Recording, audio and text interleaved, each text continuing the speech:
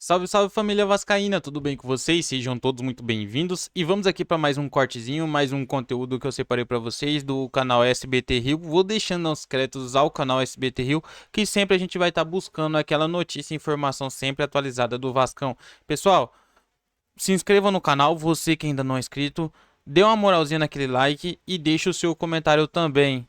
Sabe quem tá vindo pro Vasco? Marlon Freitas, do Botafogo. Acompanhe essa matéria até o final, que está topíssima. Venedrosa, ou seja, os dois trouxeram a informação quentinha de última hora agora para o Vasco da Gama. Agora acompanhe essa matéria que eu separei para vocês. Comparando o Vasco com o ABC. Cuidado, foi igual o ABC. Era outro momento que o Vasco vivia. Na questão do poder técnico dos treinadores, era o extremo oposto, Pedrosa. Era o Maurício Barbieri, tá um pouco perdido, com falas fortes em relação à torcida do Vasco dentro de São Januário. E acabava que o Caldeirão, que sempre foi o Caldeirão, começou os jogadores a entenderem mal aquela pressão que faz a torcida do Vasco desde sua história. Não tem nem comparação, Fernanda. O mental do Vasco hoje é muito mais forte do que na temporada passada. Ah, Pedrosa, então você está falando que vai passar? Não, pode acontecer. É futebol, Verdade. gente. Isso pode acontecer. Se for empate, for para os pênaltis, pode acontecer, porque pênalti, muitas vezes, o pior vence, o melhor perde, isso acontece. Agora, a mentalidade do Vasco e do vascaíno deve ser de vitória. Deve ser acreditando nesse time que tem, nas últimas 22 partidas, perdeu apenas 3 vezes. Isso é um número extremamente relevante. Nessa temporada, o Vasco tem 12 jogos e perdeu apenas 1. E naquele jogo que a gente sempre cita aqui, contra o Nova Iguaçu, quando o Vasco acabou prejudicado pela arbitragem. Então, o torcedor que já lutou, já vai com ingressos esgotados para essa partida contra o Água Santa, eu vou estar lá também, tem que ir com a cabeça de vitória, porque é assim que pensa a comissão técnica e é assim que pensam os jogadores também. A obrigação do Vasco é continuar passando na Copa do Brasil. Olha aqui, cadê a festa lá em São Januário? Ô, Venê, a gente comentou muito isso nesse programa em relação ao ano passado, aquela fala forte do Maurício Barbieri e que São Januário era um ambiente hostil. Foi o que ele falou? Foi. Pergunta para qualquer jogador que joga contra o Vasco aqui, o que eles sentem quando joga com o Vasco dentro de São Januário. E que, claro, o jogador do Vasco, para isso aqui, tudo se torna carinho.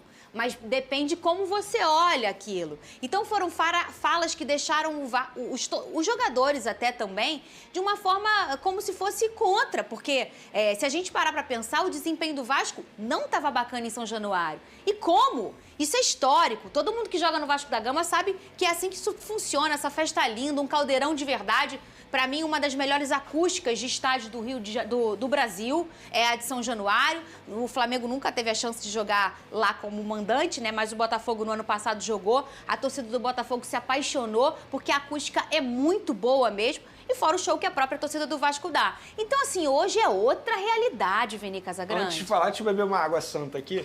Ih, começou. Ele não vai... Aqui, dá papo pra Já ele. pode cortar.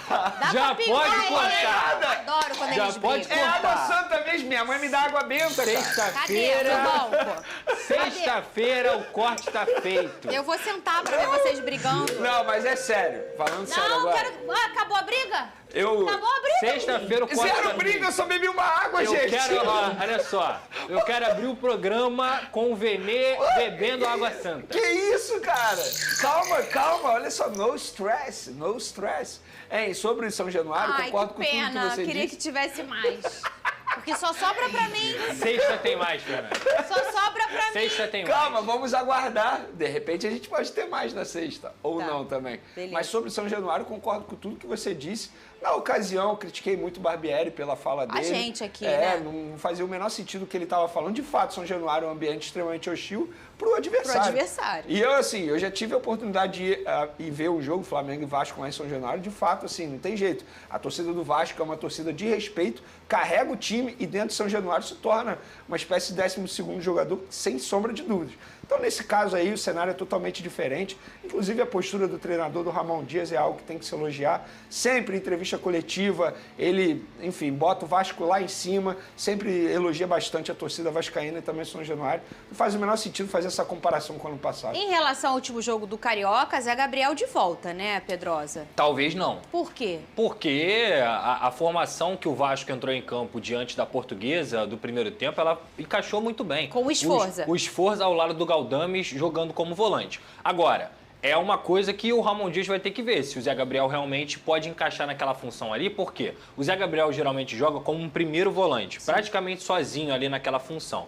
Quando o Sforza entrou ao lado do Galdames, eles ficaram realmente lado a lado, que é uma função, volante pela direita, volante pela esquerda. Dá para colocar o Zé Gabriel junto com o Galdames, como fez, por exemplo, o Ramon Dias na última partida. E talvez, por uma partida desse tamanho, ele confie ainda mais no Zé Gabriel, que já está adaptado à equipe, do que o Sforza, que é um garoto que está se adaptando, tem muito potencial, mas para essa partida, e é um problema do Vascaíno ali, aquele meio-campo, aquela entrada da área, que precisa ser melhorada. Então, eu acho que se você colocar o Zé Gabriel, talvez por adaptação, pelo tamanho do jogo, seja uma escolha melhor. Nada contra o Sforza, eu gosto muito do Sforza, acho que tecnicamente é o melhor Vasco que tem, mas o Zé Gabriel pode fazer aquela função ali defensiva melhor do que o Sforza, na minha visão até aqui. E você tem informações sobre a chegada do Cleiton Silva, Sim. ou Pedrosa? Atacante que já assinou o pré-contrato com o Vasco da Gama, vai assinar por 5 temporadas passando nos exames médicos. Ele chega hoje às 20 horas, ou seja, 8 horas da noite no aeroporto do Galeão. Está muito feliz aí com essa chegada ao Vasco da Gama, é uma oportunidade única na carreira. Ele que também vive o seu melhor momento da carreira,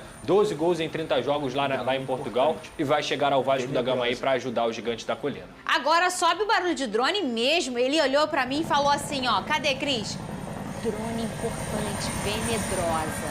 Vai, Venê! É um drone Venedrosa. O Pedrosa me chamou ontem perguntando sobre a possibilidade do Vasco tirar um jogador do Botafogo. E de fato existe essa possibilidade, envolvendo Marlon Freitas. Inclusive o jogador deve ficar fora do jogo de hoje, porque tem uma proposta do Vasco para tirar o jogador com empréstimo até o fim da temporada. Eu ia te falar ontem. Por que vocês não me contaram esse segredo? Eu ia te avisar ontem. Vocês sabem que eu guardo segredo pra caramba. Acabei de receber. Eu ia te avisar ontem. Calma aí. Olha só, Vamos gente, lá. quando Fala a gente... de novo. Olha só, eu e o Venê... É o quê? O Marlon já não joga hoje? Olha só. O Marlon fica fora do jogo de hoje por causa da negociação. Marlon Freitas. Por causa da negociação. Aí eu perguntei, que negociação? O cara falou, com o Vasco.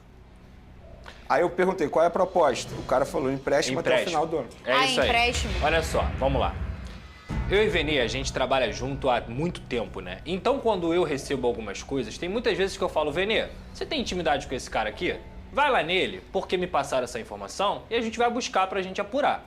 Então, eu já tinha recebido essa informação, só que eu não dou informação sem apurar nunca, isso tem que ser deixado claro. E eu falei, Venê, vai lá. Aí o Venê falou assim, Pedrosa, por enquanto, a minha fonte me disse o seguinte, não tem nada. Mas eu sabia que o Vasco ia atrás do Marlon Freitas. Porque a minha fonte lá do Vasco da Gama já tinha conversado comigo e falado, ó, eu quero esse jogador, é um jogador muito interessante pra gente, é um jogador que a gente não tem essa característica no elenco, porque realmente não tem. E o que eu falei aqui? O meio-campo do Vasco, ele passa uma vulnerabilidade que a comissão técnica já vem buscando o nome pra essa posição. Pois já foi um momento ele, né? Exatamente. Então eu falei com o Venê, Venê, fica de olho nisso aí. E tá aí, o Vasco Tira, quer o não, Marlon não, Freitas. não, sério, não. Tô falando sério agora, de coração. Tira essa foto, vamos tirar essa foto, vamos botar outra foto do porque eu Marlon. acho que pode Vamos queimar o botar jogador. Isso, vamos botar uma Por foto legal do respeito ao Marlon. atleta. Sabe por quê? Esse foi um fato que aconteceu no jogo do Palmeiras. Sim. E assim, eu nunca falei sobre isso, porque, na verdade, o torcedor estava machucado. E é super natural um torcedor de futebol, quando acontece uma coisa que aconteceu com o Botafogo, ele buscar culpados. Isso é natural. Até porque, gente, para qualquer problema tem culpados. E aí a torcida do Botafogo acabou, Pedrosa, pegando no pé de mais alguns jogadores. E eu vou dizer aqui, como uma pessoa que conheço a torcida do Botafogo como a palma da minha mão. O número 1 era este cara aqui, Sim. o Marlon Freitas. Nos primeiros jogos dessa temporada, ele tocava na bola e ele era vaiado. Porque a torcida realmente criou, vamos dizer, uma antipatia por ele. Sim. E aquele fato da piscadinha contra o Palmeiras foi um grande potencializador dessa sensação. Tiveram coisas. Ele foi expulso num jogo sul-americano, a torcida gostava muito dele, aplaudiu, tá tudo certo. Depois ele faz um gol contra o Flamengo, a galera ficou calada, mas entendeu porque ele é um cara com muito potencial técnico. E aí depois aconteceu, aqui viralizou aquela piscadinha no jogo contra o Palmeiras, no momento que o Botafogo tava ali empatando, ele piscou e parecia que ele tava tipo, olha, eu sou malandrão. E assim, papo para outro dia, eu digo porque eu acho que aconteceu aquilo ali, que talvez nem ele, porque foi um dia tão traumático para todo mundo, nem ele lembre, porque ele fez aquilo. Sim. Mas eu acho que eu tenho, e para grandes amigos eu conto. Mas o Marlon, ele é um cara muito dedicado, muito profissional, com muito potencial técnico, com muita entrega, né? E aí, eu até comentei no meu Instagram, no último jogo, Pedrosa contra o Fluminense, que se o Botafogo virou a página contra o Aurora, o Marlon Freitas e o Marçal viraram a página contra o Fluminense. Ele foi o nome do jogo, na minha opinião, fez 2 gols, né? Um, inclusive, de pênalti. No momento que o jogo estava quente, ele pega a bola para bater o pênalti com muita personalidade e converte. Então, assim, foi um jogador que a torcida naquele jogo meio olhou e falou assim, beleza, Marlon, a gente está voltando a se falar, né? Mas, assim, eu acho que é uma perda técnica muito grande. Mas a gente tem um potencial de chegar um Alan, tem o Gregory aí, tem o Danilo, o próprio Tchê, que não é a mesma função, na minha opinião, mas tem, e tal. Tem o Newton, tem outros meninos, tem o Cauê, tem os meninos que estão também da base e que tem muito potencial. Então eu acho, posso dizer, eu fico muito triste com a saída do Marlon, porque é, como eu falei, uma perda técnica. Mas eu acho importante para ele viver um ar diferente agora. Eu acho importante para ele viver um outro clube, porque ele tem potencial, para ele respirar um pouco, sabe? E até para o próprio torcedor botafoguense, eu acho que vai ser o casamento perfeito, no momento perfeito, Pedro. Então é isso, né, torcida? Venho trazer mais uma notícia para vocês. Emiliano Dias projeta semifinal do Campeonato Carioca contra o Nova Iguaçu. Pessoal, domingão tem semifinal. Mas antes, o Vasco vai para pegar o Água Santa pela Copa do Brasil. E o Vasco se prepara um duelo contra o Água Santa nesta quinta-feira pela Copa do Brasil. Após esta partida, os cariocas aí iniciam a disputa para a semifinal do Campeonato Carioca contra o Nova Iguaçu. E o auxiliar Emiliano Dias projetou o duelo com a única equipe que venceu o Cruz Maltino nesta temporada. Todo mundo sabe o porquê perdemos lá. Foi um acidente. Agora outro time, outro momento. Estamos começando o ano. Vai ser um jogo difícil para os dois. E o Vasco vai tentar chegar à final, disse Emiliano à entrevista. Pessoal, o Laranja Mecânica foi o único que conseguiu ganhar do Vasco nesse Carioca. Lógico. Teve ali a ajuda do árbitro, o Vasco foi assaltado nesse jogo, mas enfim, agora em outra fase, em outro momento, o Vasco, excepcional na sua melhor fase, vai jogar contra o Nova Iguaçu e terá vantagem ainda de atuar por 2 resultados iguais. Por isso, o Vasco vai em busca de uma vitória para ficar mais perto da decisão do estadual. E o jogo de ida, pessoal, entre Vasco e Nova Iguaçu está marcado neste domingo às 18h30, horário de Brasília. Nesta quarta-feira foi confirmado o confronto que será no Maracanã. Casa cheia, pessoal, já estão todos os ingressos esgotados. Vai estar a casa cheia, mais de 46 mil ingressos vendidos. Então é isso, né, pessoal? Muito obrigado por ter acompanhado essa matéria. Não se esqueça de se inscrever, deixar o seu like e o seu comentário também, que nos ajuda muito. Valeu? Fiquem com Deus e até a próxima notícia.